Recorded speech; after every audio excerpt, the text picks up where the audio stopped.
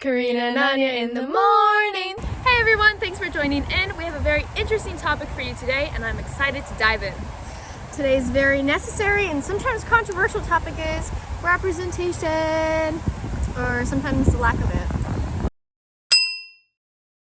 To really get into the nitty-gritty of all of this, we need to go all the way back to when people were very openly racist and sexist. So like 20 years ago, but even farther back from that, we can stem this all the way back to Greek mythology. We have figures like Zeus and Jupiter and more powerful, dominant male figures. They were seen as the all-fathers, the people who could take care of anyone. They took care of our entire society. They were the leaders, the breadwinners, they were the brains. Women basically acted as foil characters to make them seem manly and that they couldn't function without a man in their life. I mean, women were only seen as successful up until the 1960s when they got married or had children. Will it really be a surprise when I say that representation regarding gender wasn't the only thing that was fucked up back then? Simply put, if you weren't the shade of a wall, you weren't put on TV.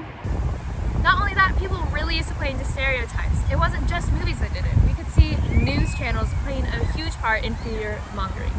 For example, in a 1997 sample of news network clips, black speakers accounted for less than 3% of the statements made by experts commenting on various issues. And even worse was how they depicted black people in criminality. In a small sample of local Chicago TV news from 1993 to 1994, stories about black people were 4 times likely to include mugshots than stories about white people accused of crimes. The mammy stereotype and the act of doing blackface is something that we saw very often, and what's more shocking is that we haven't really moved on from that stage.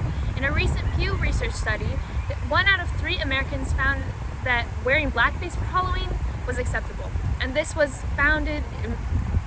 study happened in 2019. That's literally 2 years ago.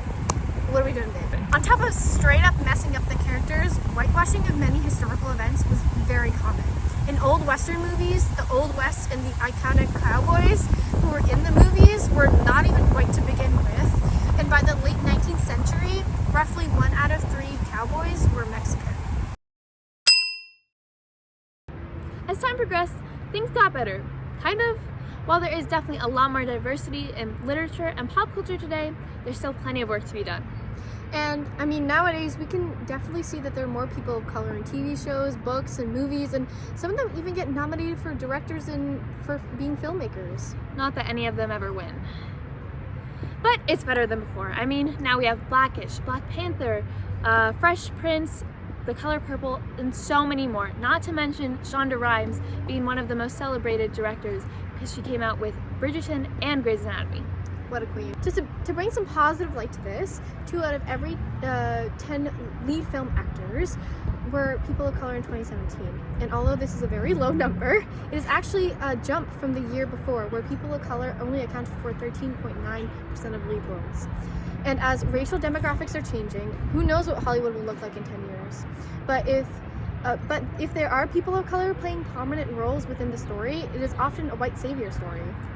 Like in Hairspray, The Help, and more. All of these stories touch on racial injustice, but it's always a white protagonist that is the main effector of change. So obviously, there's some things that need to change. Stereotypes are still very present on TV, movies, and books, not to mention the tokenism or inclusion of a minority to make an environment more diverse. Stereotypes are still very present in TV today, and that's not even mentioning tokenism or the inclusion of a minority to make an environment seem more diverse. We can see these with a lot of fan favorites, like Harry Potter, Mean Girls, and the entire Bachelor franchise. Tokenism isn't exclusive to race though. It can also happen with genders, like female roles in the Marvel Universe and Star Wars universe. Natasha Romanoff and Princess Leia were the only lead female roles in their respective films in the beginning. Typecasting also plagues the media. It's when a person is repeatedly assigned the same role because they look like a specific stereotype. We see these in kids shows as well. I mean, take Jessie for example. This was a really popular Disney show, but there were a lot of stereotypes within it.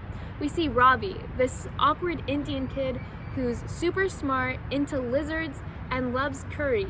But then we have Luke, the white brother, who's super cool, super confident, and likes to dance. Why can't the Indian character be the super cool one? Why can't he be the dancer?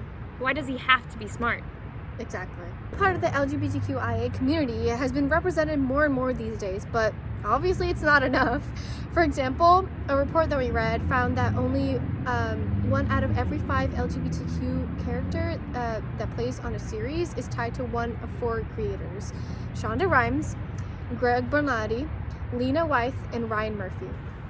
But I cannot move past this section without talking about Sex Education, which is currently making headlines as, first of all, a really amazing show, and second of all, talking about many different aspects of teenage life, including LGBTQIA characters.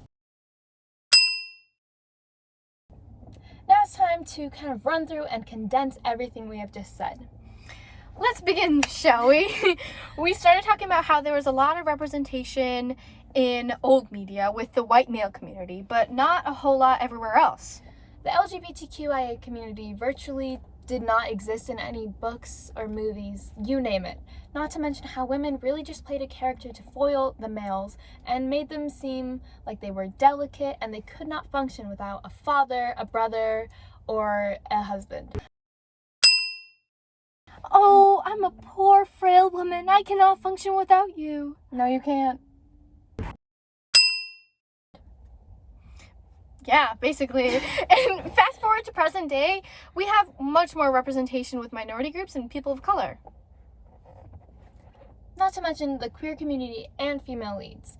We can even see people with disabilities represented in books and other forms of media, such as Out of My Mind by Sharon Draper. So, why does this all matter? I mean, why are we even talking about representation? How does it impact our lives?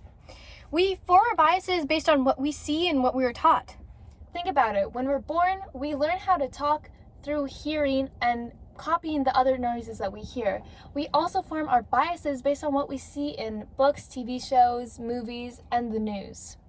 And with predominantly white characters and the lack of representation, people start to form their opinions based on what they believe to be true. If we don't see people from different races in diversified roles, then people will start to believe that they are limited to what they are presented as, limited to a stereotype that other people believe they are. Good representation makes us feel seen, heard, and when we hear a character that looks like us talking about something that we go through, it makes us feel validated. So never stop calling out bad representation and always make sure your voice is heard. Thanks so much for tuning in. Don't forget to smash that like button for free e-money.